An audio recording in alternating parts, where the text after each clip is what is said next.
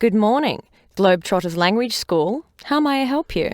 Yes, I was wondering if you could give me some information on language classes. Certainly.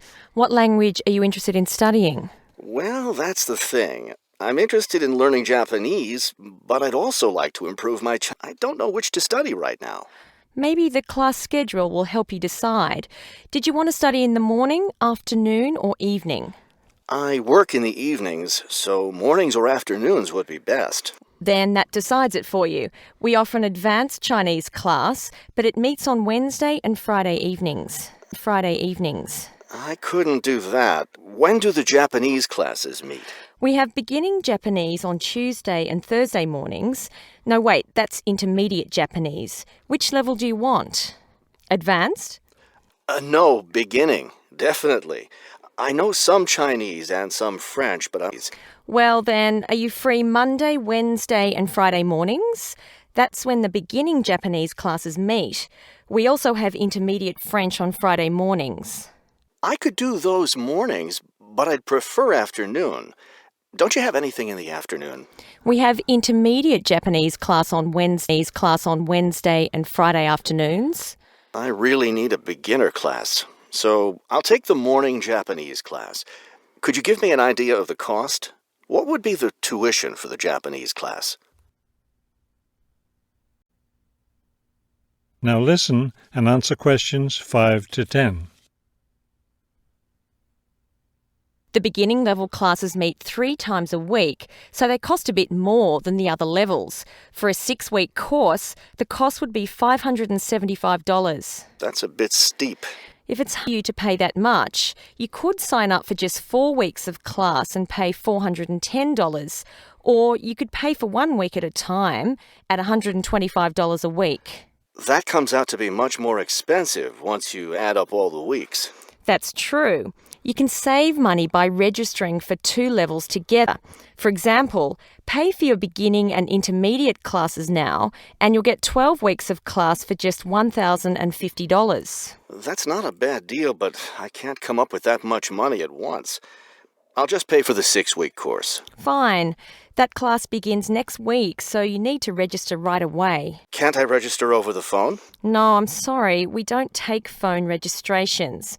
What you'll need to do is visit the school office today or tomorrow. Bring a cheque for the tuition and a photo ID. Is that all? Yes, we'll give you a registration form to complete, or you can save time by visiting our website and downloading the form there. Complete it and bring it into the office with your cheque. Great. I'll stop by this afternoon. Fine. When you arrive, ask for Mr. Lindsay. He's in charge of student registration. I'm sorry, Mr. Who? Mr. Lindsay, spelled Lindsay. Thank you for your help. We'll look forward to seeing you in class. Section 3. You will hear a conversation between a university student and a librarian about using the city archives. First, you have some time to look at questions 21 to 24 on page 7.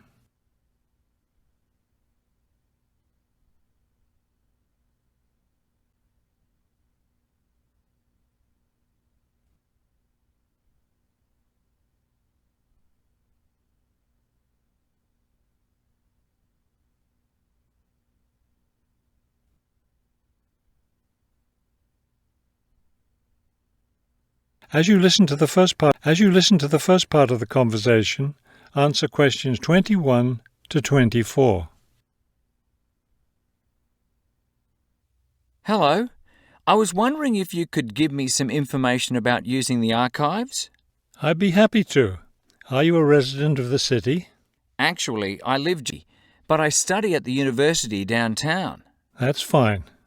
All you need to do is show your university identification card, and you can use the archives at no charge, as long as your ID card is current, of course. Yes, it's valid. So I don't have to pay anything? No, city residents pay an annual fee, but students can use the archives for free. Everyone else needs to get special permission from the director, but that doesn't apply to you, of course. Oh, good. I was also wondering about the schedule. I have classes every day, Monday through Friday, and I also have a part-time job, so I could really use the archives on weekends. That's not a problem at all. We're open all weekend. Actually, the only day we're closed is Monday, so you can come any day, Tuesday through Sunday. Are you open in the evenings? Yes, we're open from 9:30 in the morning until 8:30 in the evening. That will fit my schedule well. Before you hear the rest of the conversation, you have some time to look at questions 25.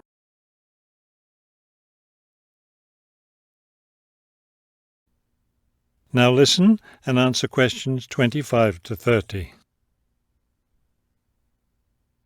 Is there something else I can help you with? Yes. One thing I'll be needing to see for one of my class projects is old photographs.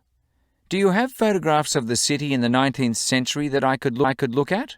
Yes, we store all the photographs in the basement. Those stairs over there will take you down to the photography collection. Just tell the librarian there what you're interested in, and he'll help you. Those would be 19th century photographs? Yes, the entire collection is there. Now, if you're interested in seeing documents from the 19th century, on the ground floor. I would like to see some of those documents. Does that collection include newspapers too? No, all the newspapers from the earliest ones in the 18th century up to the current time are on the second floor. Here, let me just give you this map of the archives and you'll be able to find whatever it is you need. Thank you. Oh, I see you have a whole room devoted to maps. Yes, on the third floor. That's great, because one thing I need to do is look at how the city has developed over time. I'm sure you'll find a lot of helpful information there. Of course, some of the maps are years old, so generally visitors are only allowed to see photographic reproductions of them. That shouldn't be a problem. What's this on the fourth floor? Ogden's Woolen Mill. As I'm sure you know, Ogden's Woolen Mill was the major entity responsible for the growth of this city in the 19th century. The Ogden heirs gave money for the archives to devote an entire floor to information about the history of the mill. Will I be able to find information about the Ogden family there? Photographs, personal papers, things like that? Probably the family photographs are stored downstairs in the photography collection. The personal papers would be on the fifth floor, where we keep all the personal papers of famous residents of our city. Thank you so much for your help. I'll be able to do a lot of my research here. That is the end of section 3. You now have half a minute to check your answers.